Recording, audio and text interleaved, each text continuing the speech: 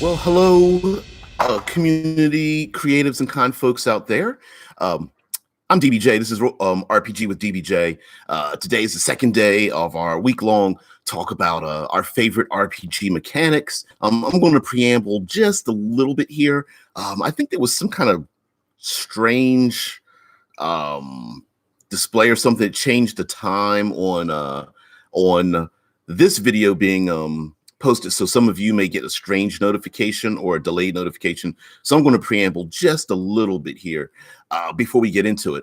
But I will say that brought up quite a number of games yesterday. On the first episode, we will definitely be going over a lot more games, a ton of our uh, other favorite mechanics from those same games. I put out a armchair poll on Critical Hit and Absolute Tabletop Facebook groups, and a ton of people responded with their favorite mechanics. A lot of them overlapped, so we will be talking about those things as well. I apologize for if you see some disruption in the camera and such. I could put my cat out of the room, but then all you will hear is the whining and complaining. So yes, good morning to all, including the cat. Well, sorry, good morning where I'm at. Hello to everyone else wherever you are. Of course, it is 6 a.m. in the morning. Morning, people. What's up, Prue? Foolish Kiwi. So today might almost be a theme for narrative or player agency, actually, considering the type of things we're going to talk about for RPG mechanics. So we're going to get right into it with the Genesis system, also known as the Fantasy Flight Games dice system, narrative dice, storytelling dice, Star Wars, whatever you may call it. We're not going to get into whether you think the dice are expensive, whether you think they're trying to I don't know, when you buy the books because the rules are reprinted, whether you think it's a good idea or bad idea.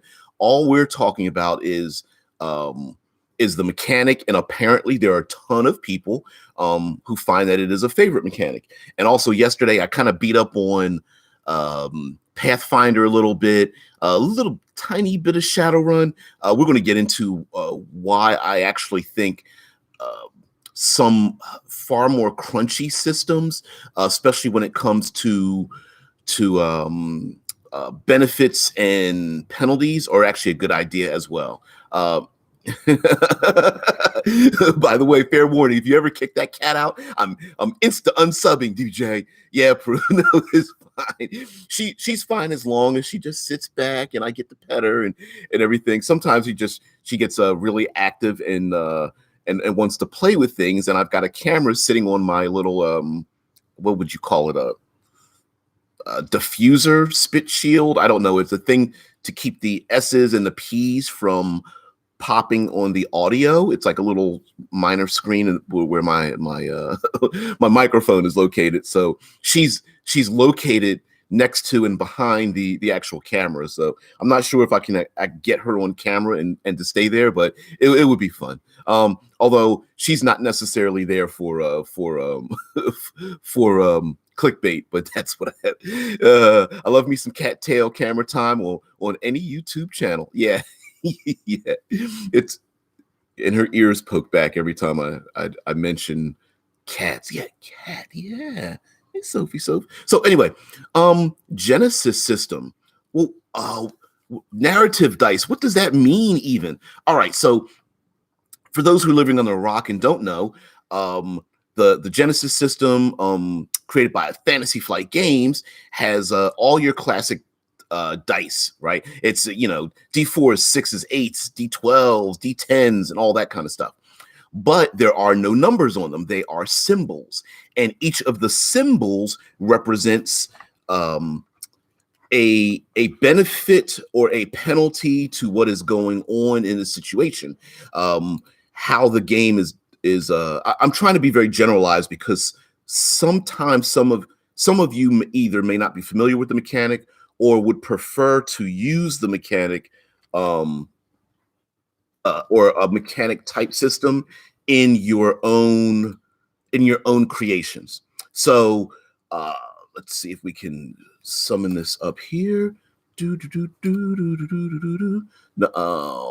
it's not showing up. All right. I wanted to show you guys actually what they look like up close, and there we go. Although maybe I don't want to get in trouble for get my get the channel shut down again for violating some kind of some kind of dumb rules or whatever. But whatever have you. Yeah, good morning, everybody. Fat Ninja, Alex C. What's going on, guys? We're talking about the narrative dice, Genesis system dice that you roll that don't have numbers, but they have symbols. And according to those symbols, there are things like boosts and setbacks. There's difficulties and abilities. Excuse me, Kitty. There's a proficiency die and a challenge die. And of course, there's things like successes and of course we have successes and failures. You can roll, and depending on what symbols you get, you have advantages and threats, triumphs and despairs.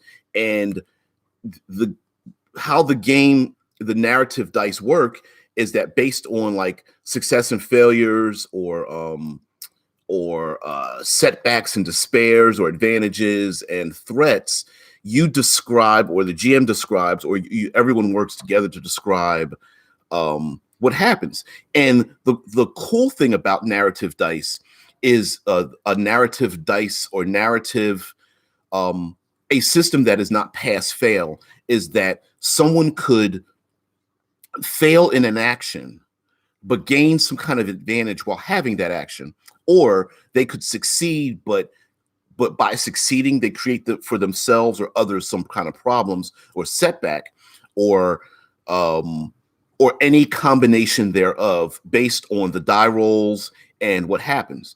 Now I would challenge you that all game systems have this. We just don't implement them in the game. There are many things that are far more than pass fail. Although if you want to be very quick, of course you can pass fail just about anything in any game.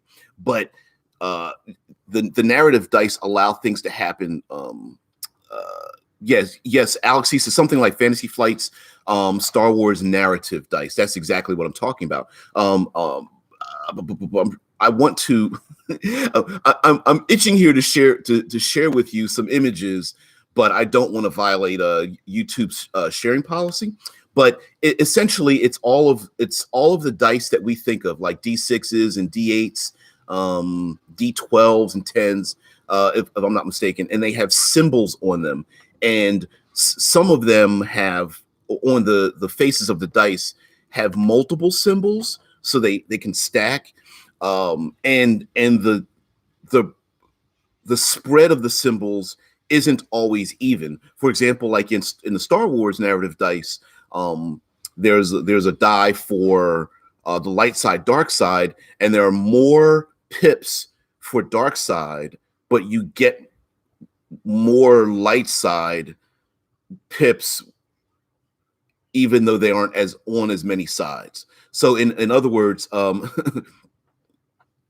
yes, Alex C says something that it's slow when learning it. Once you get it down, it gets better. Exactly. Now, of course, there's die hacks out there. So if you don't have those narrative dice, you just grab your own dice, use your Google Foo, get online, and it breaks down the spread of the successes and failures and threats and despairs, and boosts and things like that, challenges and whatnot. And it has those spreads, so you can just use your own dice. Which is, some people complain that you have to buy the dice and the dice are expensive and that kind of thing. We're not here to discertain whether you think it's a value to you. We're talking about the value of using narrative dice. Narrative dice allow things to happen. Like let's go through some common examples, right? Or let's take some movie examples. For example, you're fighting a dragon, and you're a warrior, and you're fighting the dragon, and the dragon wants to breathe this fire, and you're slashing at it. And you want to pick up a spear and stab the dragon. And what you do is you pick up the spear, stab the dragon, but the spear gets impaled into the dragon and rears up, and the spear gets ripped out of your hand. But everyone knows, you look around, and your allies look around, and you realize if you can just push that spear in just a little bit harder, you could probably kill it. Now, for something like that to happen, where you get to hit the dragon, but you failed because you dropped your weapon, basically, you were disarmed, then you succeeded because now you've pierced the dragon's scales. But now you have to figure out a way to hit the dragon, or push that spear in even further because you harmed the dragon. Those kind of things, that up down, that, well, a good thing happened but kind of a bad thing happened, are where narrative dice come into play. And I would say to you that there's a somewhat easy way to add this into any die mechanic or any of your favorite games. What you can do is, as a game master or player, or just come together in your session 0, is establish, if you achieve a particular random number or however, or beyond that, based on how far or close you are above what you need, or below, or in terms of failure, whether you're below, then something else happens. For example, I like to use the rule for D20. I like to use the +5 -5 rule. And what that means is that if you need to roll, if your difficulty is a 14 and you roll to, say, hit something, if you roll a 14 through 18, which would be 1 through 4, which would be any number that's 1 through 4 above what you needed, then you hit, but might be some minor consequence to it. And if you roll 5 or above, it's a complete success, right? And then added on top of that, I have critical hits and critical fumbles as well. So there's a range of possibility, and the same goes towards the negative, right? So if you need a 14 to hit, if you roll between 10 and 14, or actually it would be yes, but if you roll between 10 and 13, because then 13 would be a failure. So if you roll between 10 and 13, all your modifiers or anything, that you fail, but you get some kind of benefit, like you failed, but not really badly. Like it may put you in a better position. Whereas if you roll a 9 or less, it's a complete failure. And then you could add that with any percentile system. White Wolf uses or any die pool system may require so many successes to achieve something. And so if you get less successes or more successes, you can add in some kind of benefit to that. So for example, White Wolf uses a D10s in a die pool system. You may roll 5 D10s or 12 D10s or whatever. And in that system, you need so many successes to achieve something, whether it's like getting a clue, earning a clue or something. If you roll 1 success, you get a very minor clue. If you roll 5 successes, which is a complete success, White Wolf game or the White Wolf first edition, then you get all the clues, or understand exactly what they're talking about. And the same thing could be said for in social interactions or completing stunts or things like that.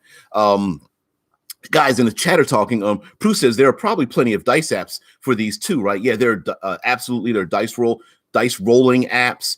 If I'm not mistaken, there is there's one on a virtual tabletop.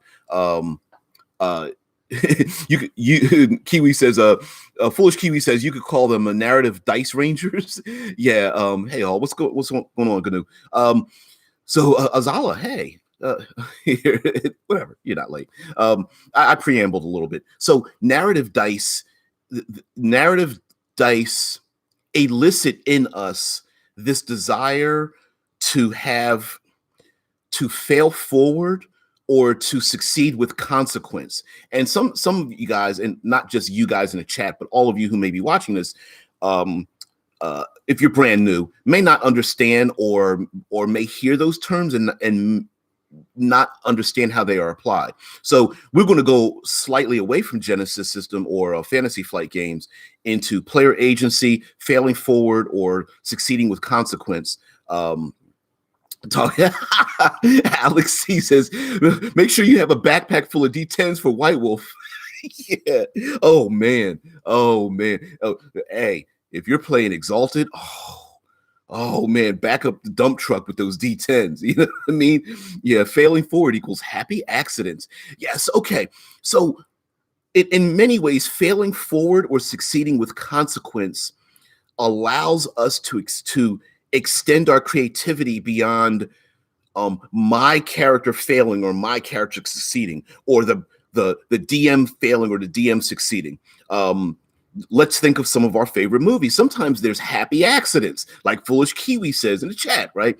Sometimes happy accidents happen.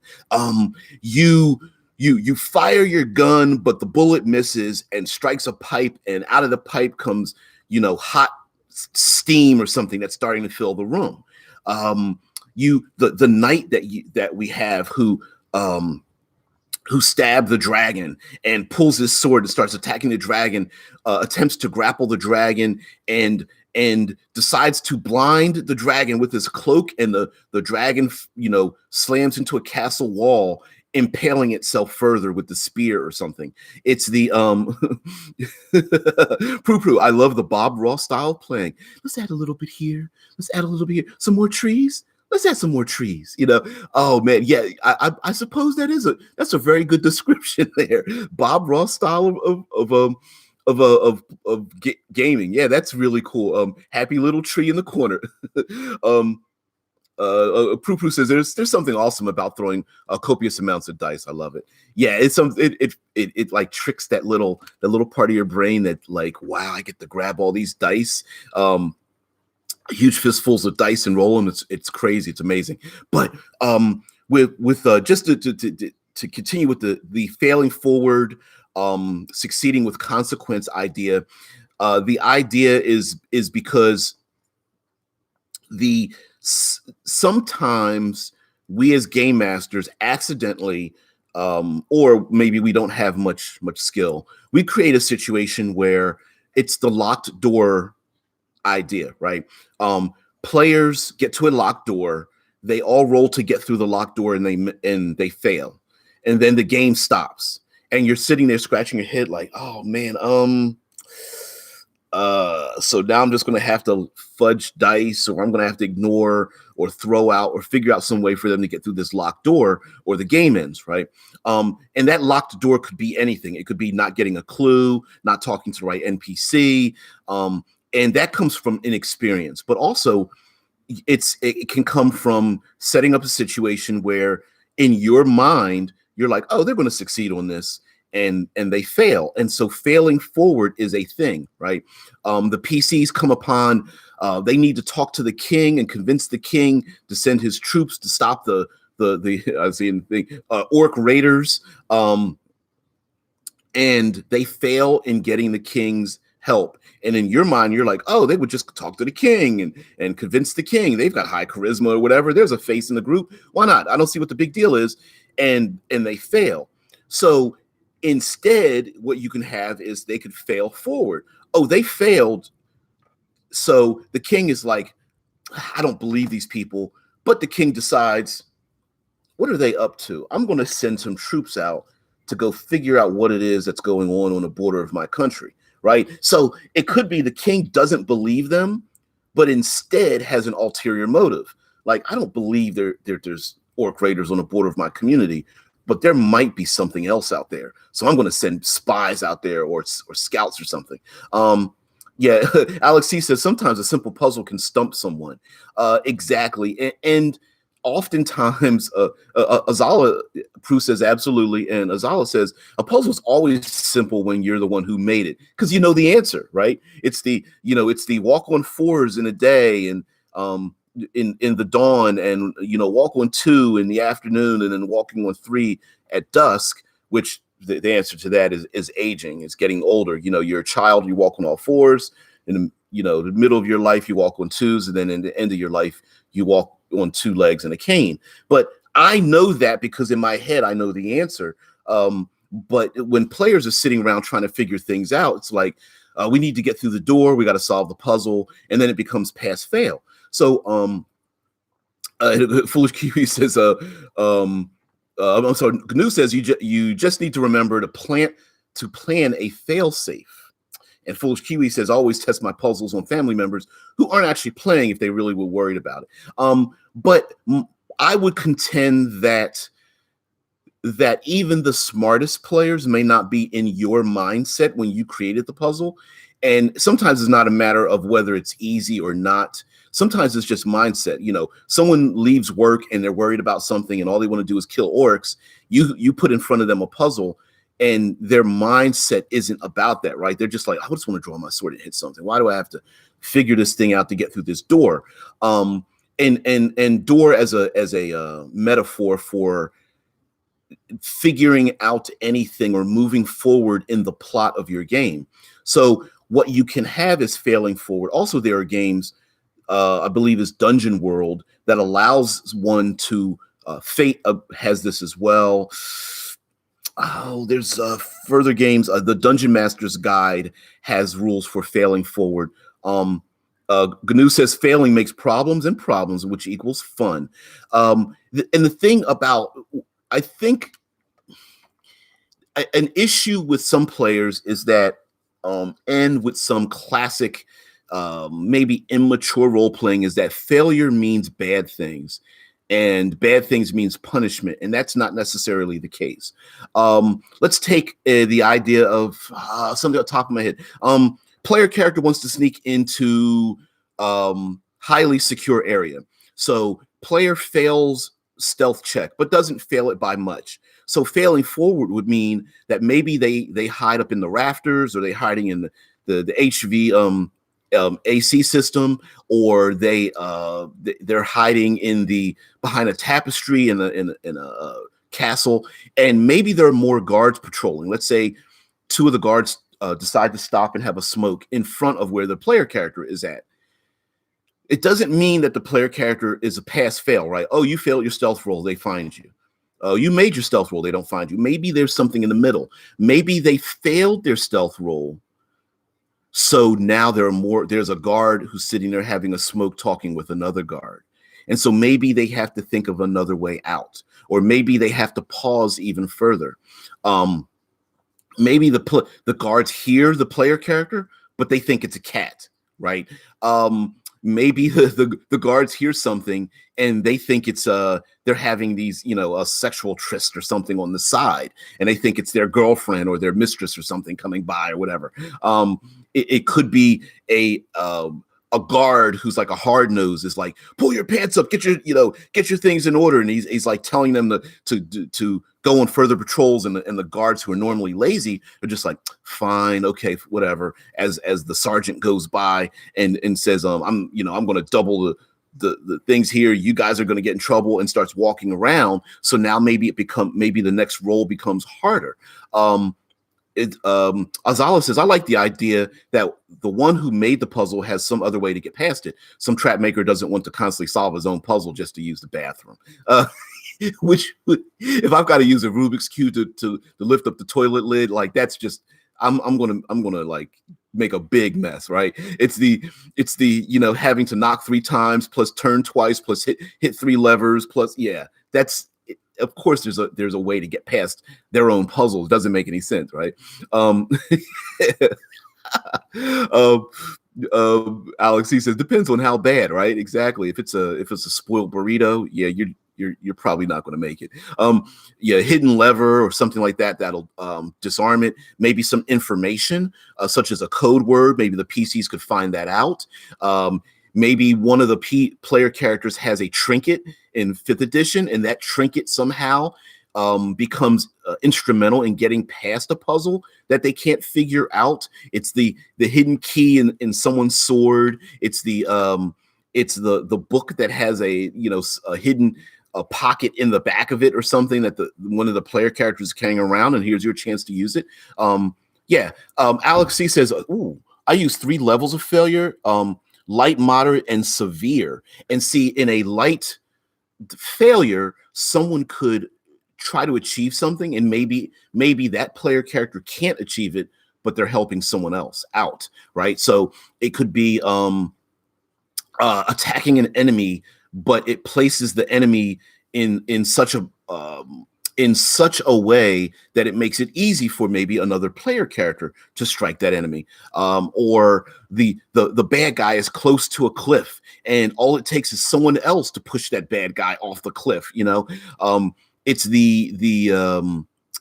it's the fighting the beast in the woods or something, and someone trips over a backpack and spills the food, and the beast goes for the food, right? So maybe the player character falls prone, but then the creature goes after the food in the backpack, right? So now the threat is delayed for a small time as it starts eating the rations, but then the player character has to, stand up, and maybe another player character helps him stand up and runs for it or something like that. GNU says, "Why did I put all these puzzles here? Oh, I'm so late." Yeah. Oh, why did I put all these pits? Yeah. I get it. Yeah, it's just like now you got to navigate around, and that doesn't make sense for like a wizard to have like a ton of traps in their own castle if they can't get past it themselves. But also it behooves us as the ones who want to create the story, create the challenges, to allow there to be other options to get past them. And that's where the failing forward, succeeding with consequence comes in. Succeeding with consequence, we can go back to that knight stabbing the dragon. Hey, you stab the dragon, and the spear impales him, but you lose the spear, right? It's I succeeded, but I failed in something. So I succeeded in harming the dragon. I failed because I lost my spear. I succeeded in jumping across the rooftop, but I failed because I fell prone. I failed to jump all the way across the rooftop, but I succeeded in grabbing on with my fingertips, since I've got to pull myself up. It's those things that I think create the great tension, and that tension is created in some of our favorite action movies where people are running or jumping or they're fighting. The two enemies are in a pitched battle and they're fighting, and they fall through a glass. They fall off the balcony, or they fall through a glass window, or skylight or something. The hero kicks the villain, and they get hit by a car. The hero tries to chase the villain, and the traffic stops them, and they have to stop because the bus almost hits them. And the villain is that much further away. It's all of these things that are attached. The gunfire idea that pierces a barrel where some oil starts to spill out, and that flammable fluid starts to spill behind the bad guys. And then there's the idea, oh, I'm going to light that on fire. Well, you missed, but then you got to benefit from that. So, and although I was talking about the Genesis dice, there are many systems, whether it's Fate, Dungeon World. You guys know better than I do how many game systems there are that have some kind of fail forward, succeed with consequence idea. So lastly, what was I thinking of? Let's go into some forms of player agency mechanics. So yesterday I brought up the idea of things like Fate and some other games and whatnot, and some people have a problem with Fate because there are things that happen that are not necessarily desired by the player character, but is chosen by the player character because it advances the story for good or bad. And what I mean by this is that in games like Fate, you can even say games, GURPS, because they have advantages and disadvantages.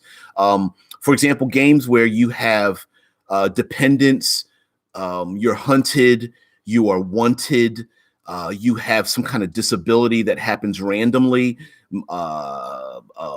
whether you have some kind of a palsy on your character, You have random headaches. Your character has some kind of limitation.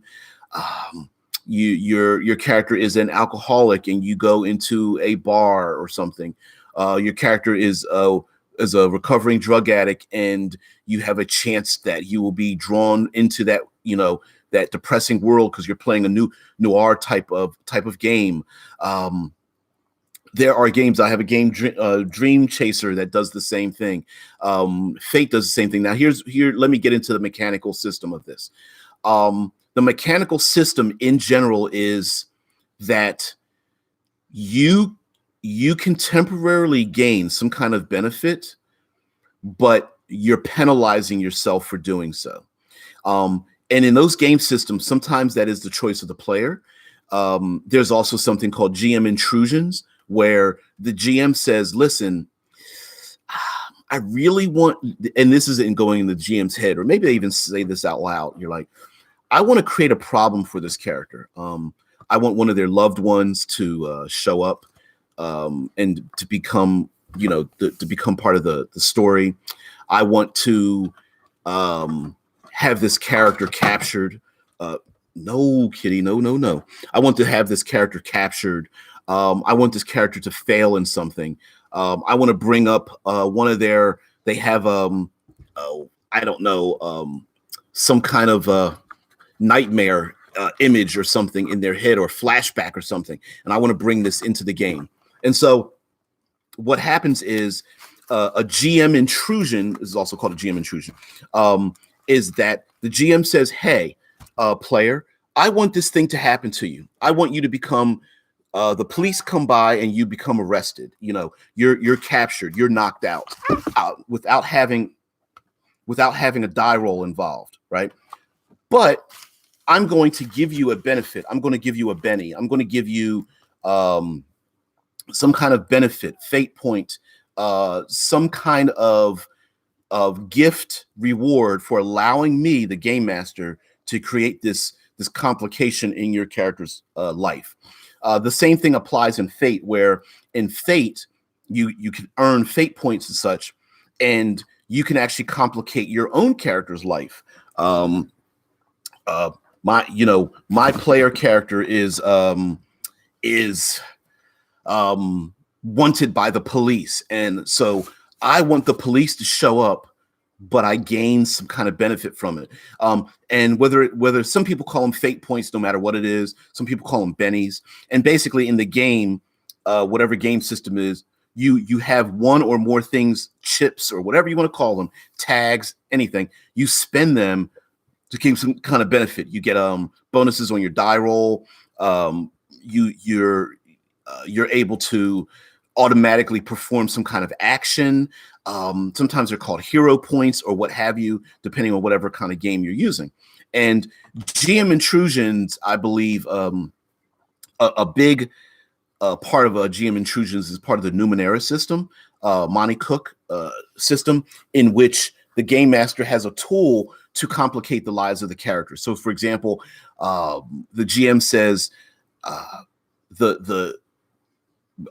going to do a GM intrusion and have the bad guy get away. In return, I'm going to give you a Benny. I'm going to give you a point of moxie. We'll give you a hero point. I'm going to give you a fate point. Your character has a nightmare disadvantage. So you go into the room and you are assaulted by this combat with the bad guy reminds you of this nightmare that you went through when you were younger. So I'm going to have you suffer some kind of penalty or setback or something. I'm going to activate your character's own drawback, and then you get a Benny. GURPS has advantages and drawbacks and such, and some of those drawbacks are things like epilepsy, bad sight, alcoholism, bad temper, cowardice, those kind of things. Some of them are random, and with GM intrusions, they can do that. So those are tools that are used to advance the story, to complicate the characters' lives. I think sometimes players think of failure more than failure is bad rather than complications being good. The whole point of going through adventures and being an adventurer is having your life complicated by things. And so having obstacles in front of you, and I understand that in real life we don't want obstacles in front of us. Hey, I want to play a game where we succeed all the time. In which case I think you should have that discussion with your players and like, well, listen, if all you want is to succeed, why don't I just close the book and tell you what the end of the adventure is and be done with it? It's like, no, let's have complications. And sometimes those complications can be more enemies show up. The police finally track you down.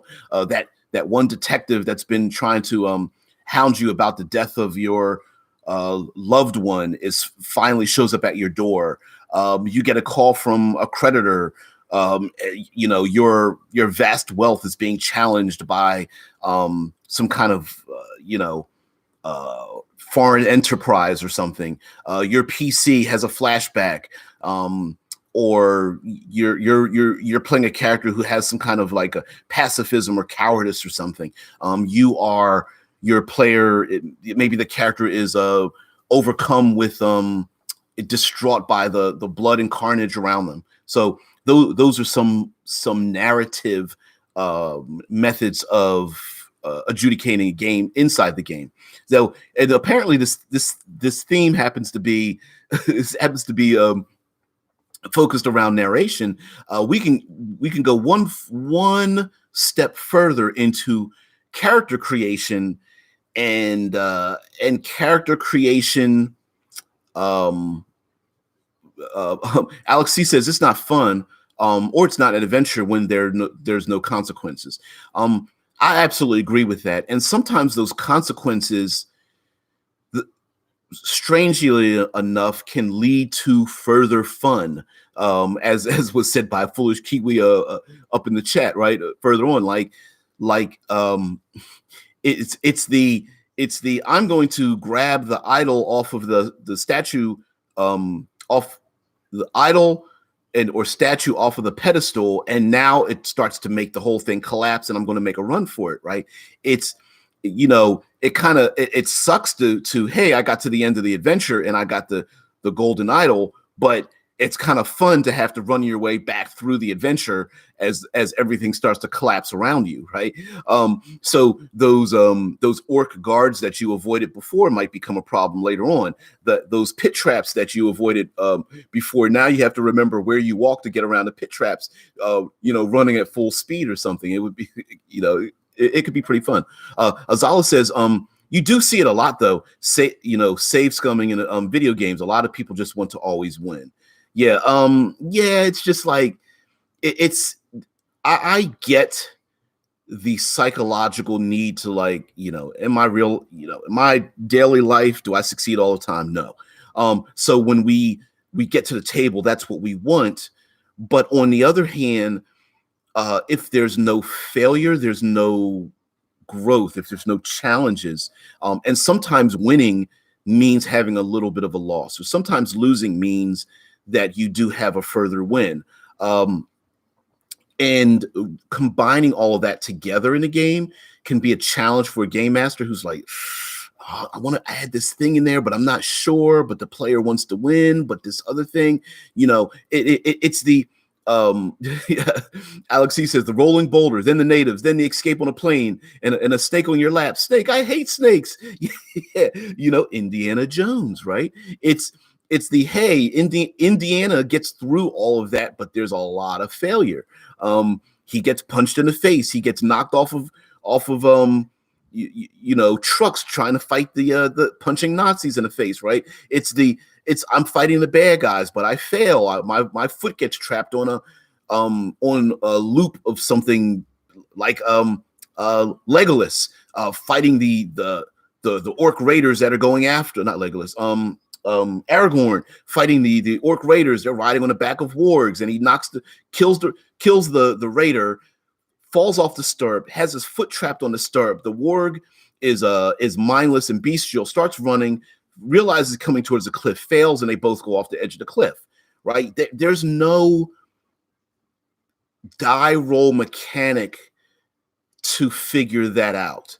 it's the Beowulf animated movie or live capture movie where Beowulf stabs the dragon and the dragon takes to the air, and there's a chain attached to what he stabbed the dragon with, and it wraps around his arm, and the dragon takes to the air, and he's being pulled through the air, trapped, his arm trapped in this thing, this chain that's wrapped around the dragon as the dragon's trying to knock him off and knock him into the trees and spires and rocky cliff faces as he's trying to dislodge Beowulf. Yet Beowulf realizes that right in front of him is the heart of the dragon, and all he has to do is reach towards the dragon's heart to kill it. And there are no die rolls to get those kinds of things. It's the magic item or the sword or the weapon, the pistol that's sitting on the edge of the rooftop, just hanging on the edge of the balcony maybe. And if only you and the bad guy can run and grab the weapon before you're to grab it at your fingertips and it's teetering on the edge and who's going to get it first. Those things are not mechanical if you just use pass fail, but can create a lot of drama. Foolish Kiwi says, if there's no risk of failure, then I don't feel accomplished, which I agree with that too. Alex C says the big guy fighting Indy fails his perception check when he gets mulched by the prop. Oh man. And how cool is that, right? Here's the plane. Okay, I'm going to flow into something a little bit here. I love using the environment, and scenes like that are exactly what I'm talking about, right? The plane, he's fighting the big guy.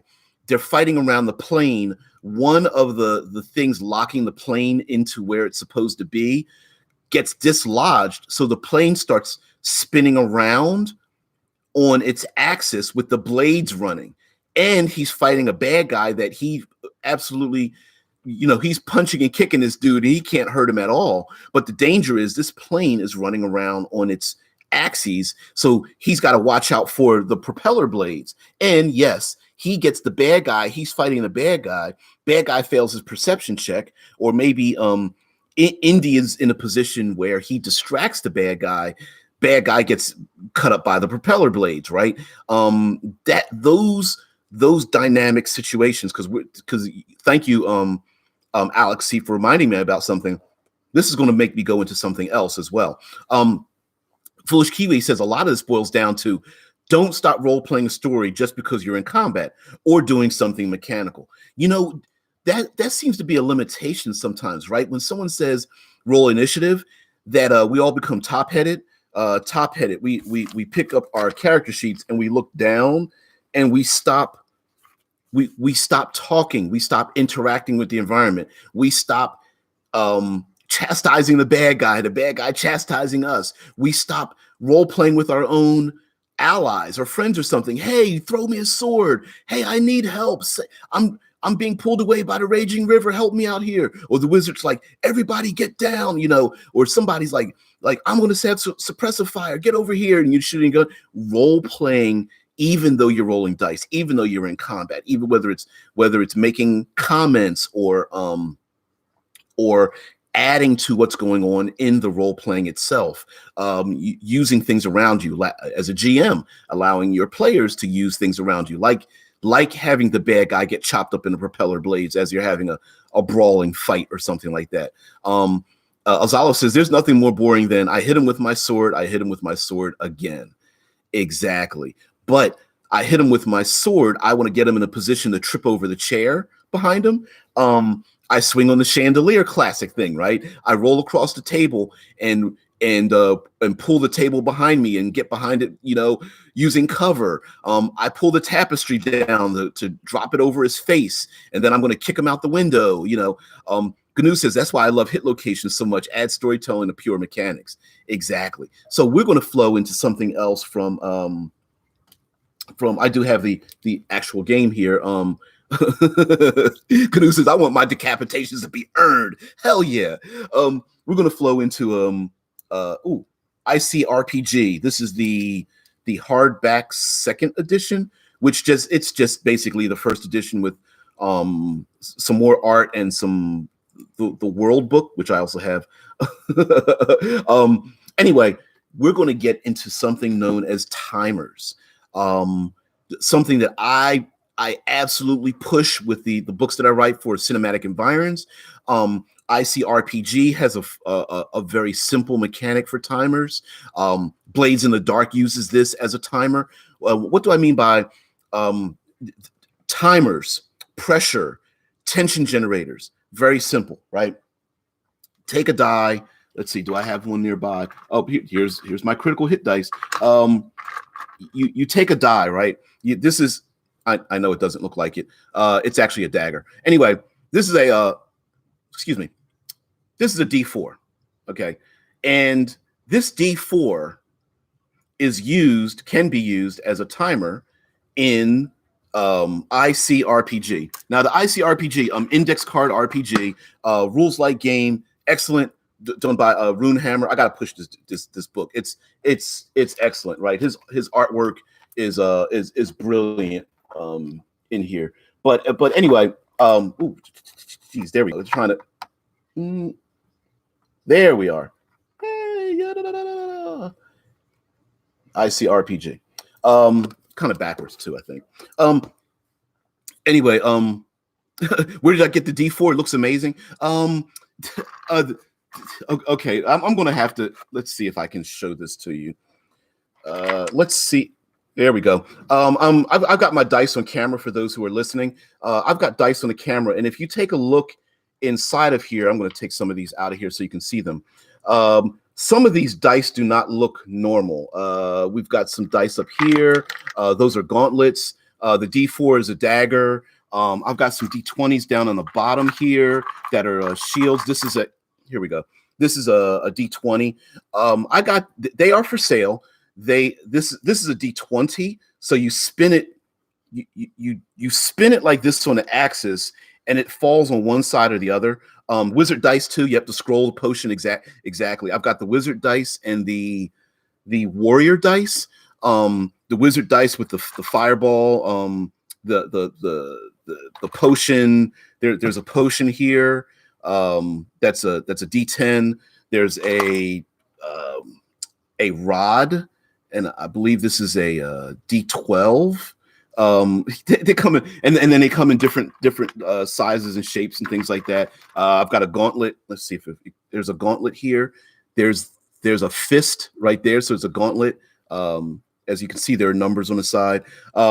Those dice, I got them through two Kickstarters, and what's the name of the company? I'll find the name of the company. I'll do it while we're talking. The dice are not normally shaped that way. I went off on a tangent, guys, as I normally do.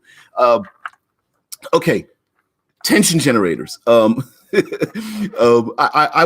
going to find information while I talk about tension generators. Here's what you do. Tension generators are a way for you to use a third party to really ramp up the tension in your game. Tension, drama, pressure, all those things. So what you do is you take a die. This is how the index card RPG does it. I know it's backwards or whatever.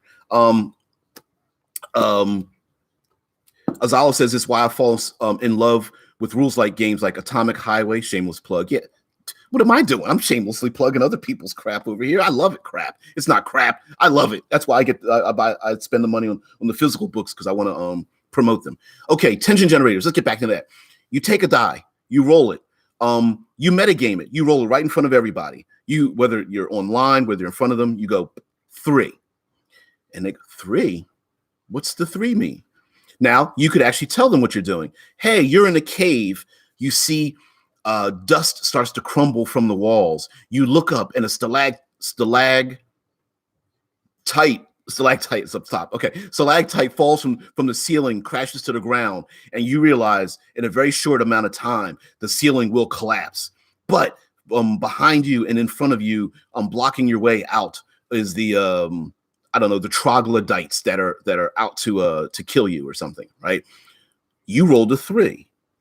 Is it 3 rounds? Yep. Tight up top, mite below. Thank you very much. I just remembered it too. Yeah, I was going to need that. Like stalactites are up top, stalagmites are below. Yeah, stalactites hold on tight. Stalactites and stalagmites. Stalag, st- one's lack and one's lag. Okay, I suppose if we traveled underground, we could ask the drow. They'll kindly answer that for us. But anyway, so you rolled a 3. Does that mean in 3 rounds the ceiling's going to collapse?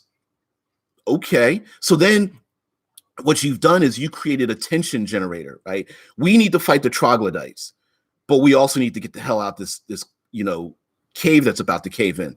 Are the troglodytes going to run because they see the cave in? Are they blocking the way because they know that they started? Tight and mud might exactly. Which is funny because I'm writing the subterranean book for the cinematic environs, and I have to make sure that I am absolutely correct in referring to one or the other. It's coming along pretty good. There's like, I don't know, like 12 different types of caves and all this kind of stuff. It's going to have mining. Anyway, stop. I'm plugging myself. Anyway, so tension generator.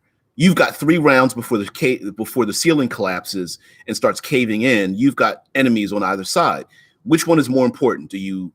I want to hit it with my sword and not worry about being trapped in a cave, or do I want to fight my way through?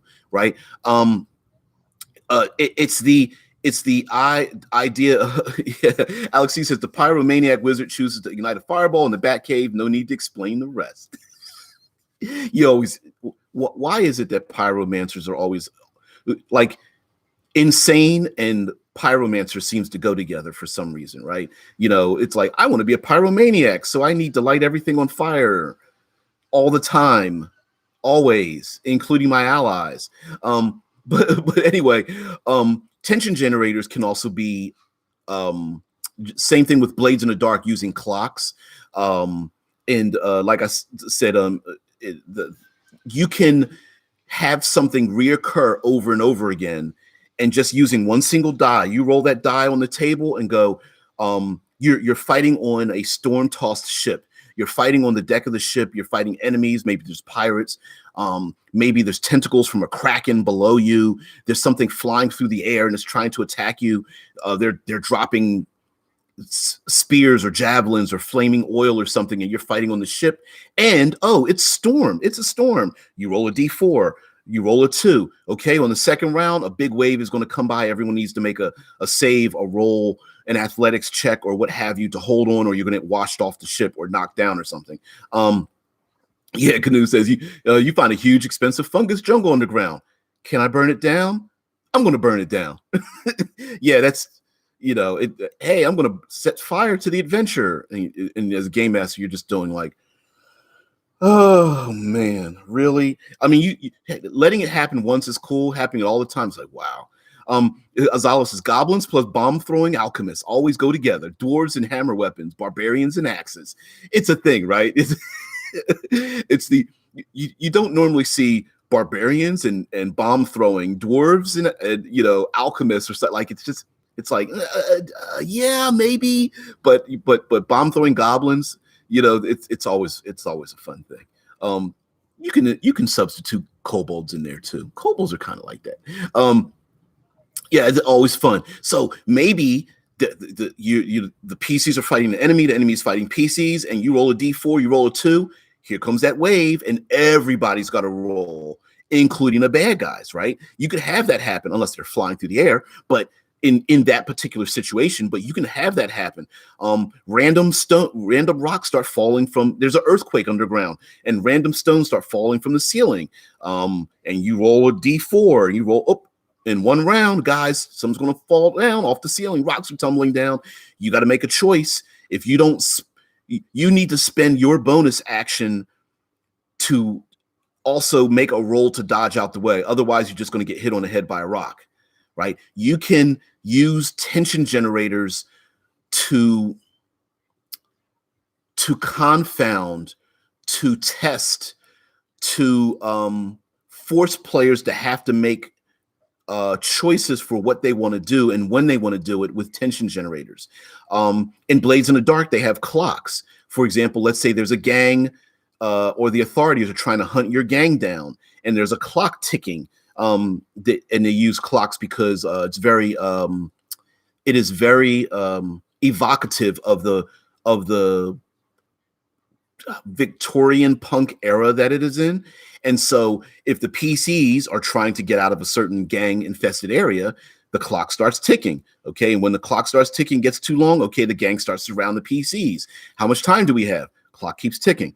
You can have it reoccur. You rolled a 2 and you grab your D4, you roll a 2 and go every 2 rounds, or every other round, a wave is going to flow over the deck of the ship. And maybe a PC goes, hey, can I knock the bad guy down so then when the wave comes, he doesn't have a way to hold on? And you're like, hell yeah. Can I grab a rope and wrap it around my, I'm going to use one arm to wrap a rope around my arm. I'm going to use one arm to grab a rope and wrap it around my arm so that when the wave comes, can I get some kind of advantage on rolling? And you're like, yeah, of course you can do that. The D4 rounds before the cultists finish their ritual. Exactly. D4 rounds before the creature breaks through the frozen below you from the frozen lake. D4 rounds when lightning strikes from the, that kind of thing. GNU says,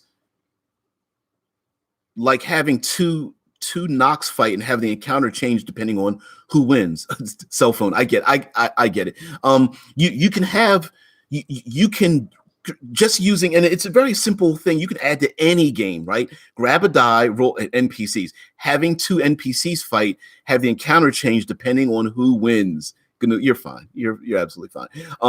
Yeah, it could be an example, right? You can, if let's say the PCs are having random time. I love random timers so much. And a random timer doesn't even have to be harm. It could be the PCs are on the docks and there is an arm swinging with heavy cargo.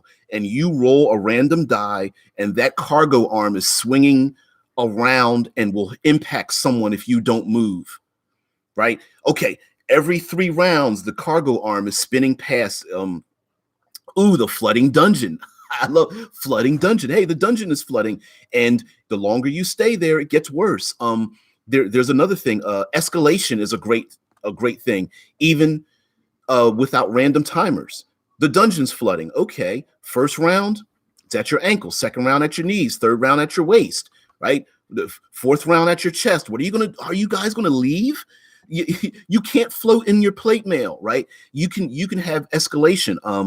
I'm going to end it with this one with a clear escalation. Let's all go back in time. Poo says, last time I used a random timer, it was to determine when help would arrive.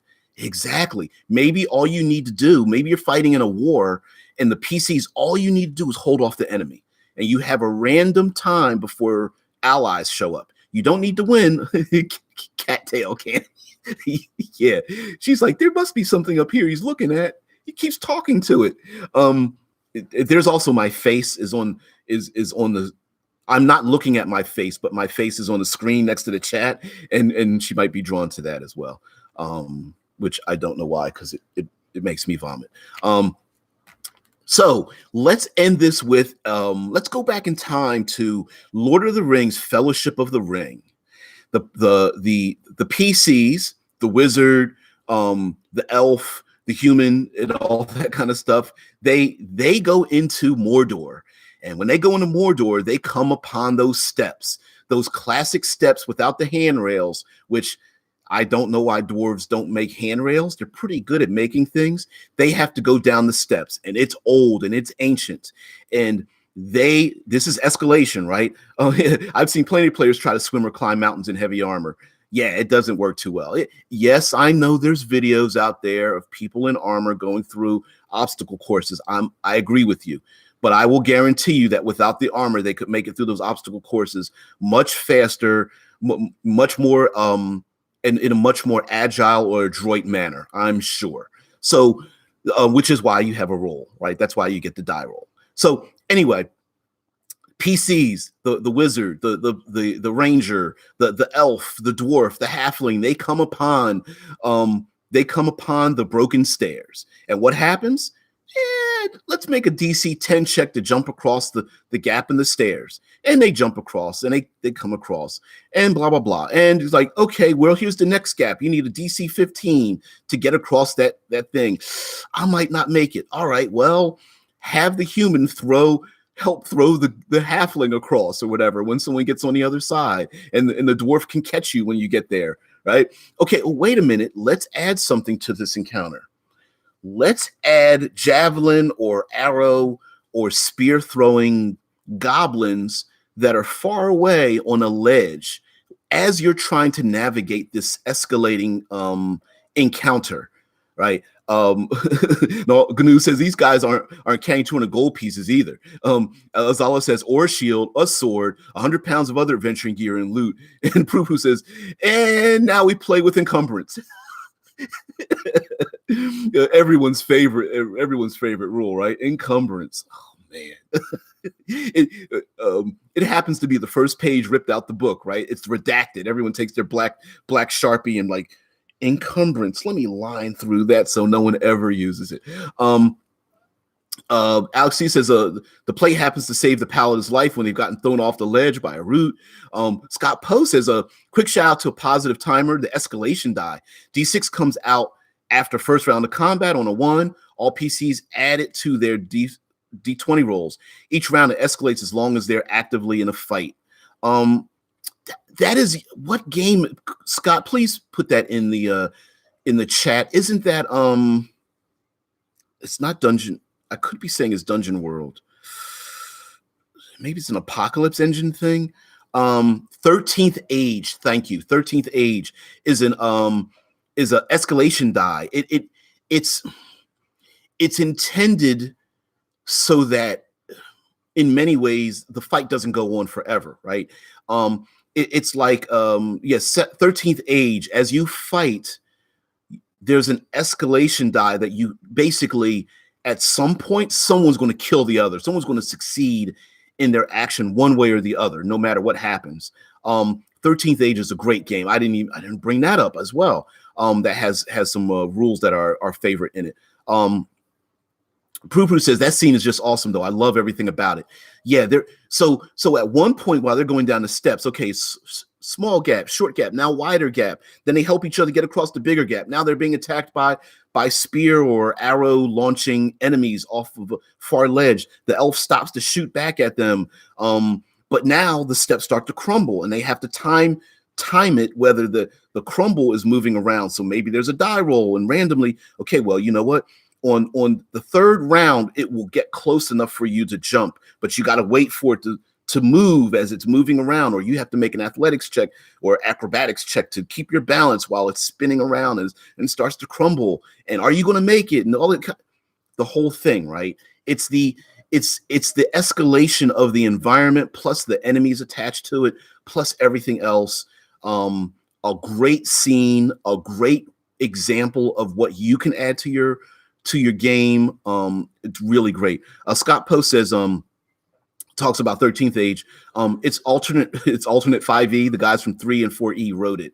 I don't have 13th Age here. I think I have the PDF, but I can't pull that up. 13th Age icons are perfect for World Building Wednesday. Yeah, the icons. Yep. The icons, the one unique thing, correct me if I'm wrong, one unique thing that every player has that I love. Rickard says, speaking of favorite mechanics, anyone know a good implementation of skill checks that feels more engaging? We're going to have to add that. Scott Post says, DBJ, I have the PDFs on Google Docs. Yeah, it's great. For 13th Age. Yeah, I have. Wait a minute, I've played through 13th Age. I've never run it, and it was like we didn't play. It was like I was helping someone test through their ability to create an adventure for 13th Age. So it wasn't like I played an adventure. It was more like, here's a situation, here's some dice, here's a character, let's play. You can play a drow without prejudice in 13th age. Yeah. Everyone loves drow. Even though they're the underworld's bastards. Uh Gnu says, aren't those just elves who like spiders? All right, guys. We've reached the hour mark. We will absolutely continue this with some of our some mechanics, some of our favorite mechanics. I didn't get into dice pools and bonus and penalty hunting. I didn't even get into that. So yeah, you guys, everybody out there, have a good morning, afternoon, evening, or late night. You guys, I'll definitely talk to you guys. See you tomorrow. Yeah, we'll definitely talk about all those things. A lot of stuff you guys mentioned in the chat. We'll take care of that. Rickard, everybody, Alex C, Scott Poe, Gnu, Prue, Fat Ninja DM, Foolish Kiwi, everybody. Everybody, take care. No matter where you are, what you're doing, have a good one. Even Kristen, who's in Germany, who was in Hawaii, Vince, and everybody who didn't make Azala. Thanks for joining me. Thanks for making this fun. Thanks for my coffee every morning, basically. Everyone have a very good one. We will see you tomorrow. I'm going to end the stream here. Bam.